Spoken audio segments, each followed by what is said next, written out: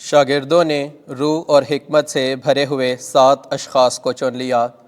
آج کے لیے ہماری پہلی تلاوت رسولوں کے اعمال، اس کا 6واں باب، پہلی تا 7ویں آیات مقدسہ۔ ان دنوں میں جب شاگردوں کا شمار بڑھتا جاتا تھا، یونانی عبرانیوں سے کڑکڑانے لگے، کیونکہ ان کے بیواؤں کی روزانہ خبر گیری میں غفلت ہوتی تھی۔ تب ان 12 نے شاگردوں کی جماعت کی مجلس کر کے کہا، مناسب نہیں کہ ہم خدا کے کلام کو چھوڑ کر دسترخوانوں کی خدمت کریں۔ پس اے بھائیو، اپنے میں سے 7 نیک نام اشخاص کو چن لو جو روح اور حکمت سے بھرے ہوئے ہوں، تاکہ ہم ان کو اس کام پر مقرر کریں، لیکن ہم خود تو دعا اور کلام کی خدمت میں مشغول رہیں گے۔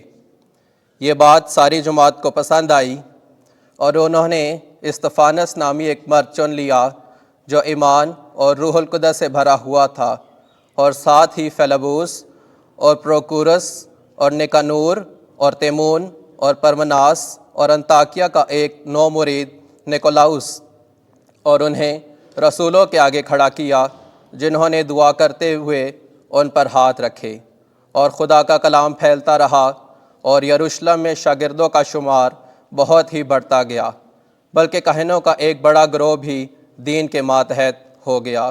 پاک کلام کے پڑھے اور سنے جانے پر خدا کی برکت ہو۔ زبور 33 جماعتی جواب ہلیلویا۔ اے صادقو، خداوند میں نہایت شادمان ہو، راست بازوں کو حمد سرائی زیبا ہے۔ بربت کے ساتھ خداوند کا شکر کرو، دستار کی سارنگی کے ساتھ اس کی حمد سرائی کرو۔ جماعتی جواب ہلیلویا۔ کیونکہ خداوند کا کلام راست ہے اور اس کے سب کام وفاداری کے ہیں، صداقت اور انصاف اسے پسند ہیں۔ زمین خداوند کی شفقت سے معمور ہے۔ جماعتی جواب ہلیلویا۔ دیکھو، خداوند کی نگاہ ان پر ہے جو اس سے ڈرتے ہیں، ان پر جن کی امید اس کی شفقت پر ہے، تاکہ ان کی جانوں کو موت سے چھڑائے اور قحط میں ان کو صحیح اور سالم رکھے۔ جماعتی جواب ہلیلویا، آمین۔ خداوند آپ کے ساتھ ہو۔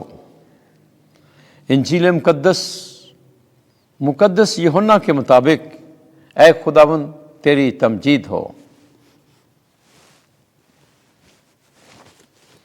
6واں باب 16ویں آیت سے 21ویں آیت تک۔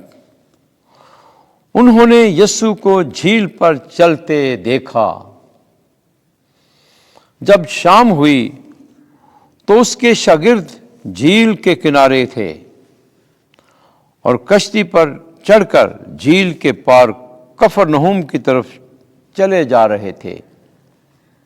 اس وقت اندھیرا ہو گیا تھا اور یسوع ان کے ساتھ ہنوز نہیں آیا تھا، اور تند ہوا کے سبب جھیل میں موجیں اٹھنے لگیں۔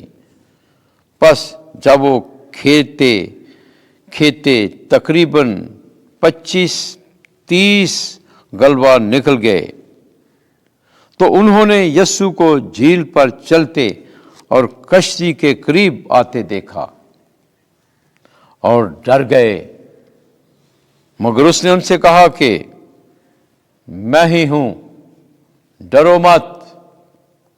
تب انہوں نے اسے بخوشی کشتی میں چڑھا لیا، اور کشتی فوراً اس جگہ جا پہنچی جہاں وہ جاتے تھے۔ انجیل مقدس کے وسیلے سے ہمارے گناہ معاف کیے جائیں۔ اے مسیح، تیری ستائش ہو۔